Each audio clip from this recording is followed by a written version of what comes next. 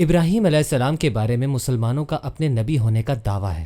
یہ میں نے آپ کو پہلے نقطے میں واضح کیا ہے کہ ان کا اسلام سے کیسے اور کیا تعلق بنتا ہے، لیکن صرف ہمارا ہی ان پر دعویٰ نہیں ہے، یہودیوں کا بھی دعویٰ ہے، بلکہ وہ تو اس پر فخر کرتے ہیں کہ وہ ابراہیم کے دین پر ہیں۔ لیکن میں آپ کو ایک بات بتاتا ہوں، یہ ایک بڑا المیہ ہے کہ جب یہودیوں کو مدینے میں قرآن کی دعوت دی گئی تو ان کا جواب نہیں تھا، شکریہ، ہمیں آپ کے قرآن کی ضرورت نہیں، ہمارے لیے ہمارا دین ہی کافی ہے، ہمیں اس نئے انقلاب کے بارے میں سوچنا بھی نہیں ہے، ہمارے پاس ہمارے اپنے انقلاب ہیں۔ جیسے اللہ نے فرمایا، اس دائرے سے باہر جو کچھ آیا ہے اسے ماننے سے وہ انکار کرتے ہیں، وہ ان سب باتوں سے انکار کرتے ہیں جو ہمارے پاس ہیں۔ قرآن تو ایک طرف، وہ تو تورات سے بھی انصاف نہیں کرتے، اور یہی اللہ ان کے بارے میں فرماتا ہے۔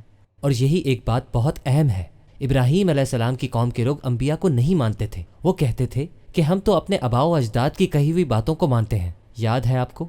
ہم انبیاء کو نہیں مانتے کیونکہ ہم اپنے آباء و اجداد کی پیروی کرتے ہیں۔ مطلب اب ہم سوچتے سمجھتے نہیں ہیں، کیونکہ سوچنے سمجھنے کے سارے کام ہمارے آباء و اجداد کر چکے ہیں، اور چونکہ وہ ہم سے بڑے تھے، ہم سے زیادہ عقل مند تھے، تو انہوں نے جو سوچا اور سمجھا اور پھر طے کیا تو یقیناً صحیح ہی ہوگا، تو اب ہم اس پر سوال کیوں اٹھائیں؟ اس سمت میں سوچنا درست ہے؟ تو اپنے ماں باپ کے عقیدے پر، پھر ان کے والدین کے عقیدے پر، اور اس سے بھی پہلے ان کے والدین کے عقیدے پر سوال اٹھائیں تو بہت ہی توہین کی بات ہوگی۔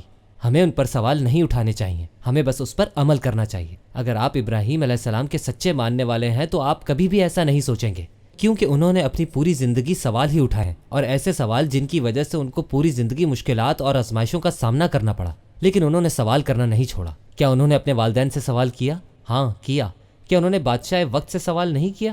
انہوں نے بادشاہ وقت سے سوال کیا، اپنے باپ سے سوال کیا، سب سے سوال کیا، انہوں نے معاشرے سے سوال کیا، اور ایسے ایسے سوال جس سے انہیں مشکلات کا سامنا کرنا پڑا۔ ابراہیم علیہ السلام کبھی بنا ثبوت اور دلیل کے بات کو قبول نہیں کرتے تھے، جب تک آپ کوئی وجہ نہ دیں، جب تک وہ بات عقل میں نہ آئے۔ ابراہیم علیہ السلام خالصتاً ایک سوچ والے انسان تھے، وہ چیزوں کو صرف ان کی ظاہری حیثیت سے قبول نہیں کرتے تھے۔ تو میں اور آپ اگر ابراہیم کے سچے ماننے والے ہیں تو ہم ان باتوں کا انکار نہیں کر سکتے جب تک ایک کام نہ کر لیں۔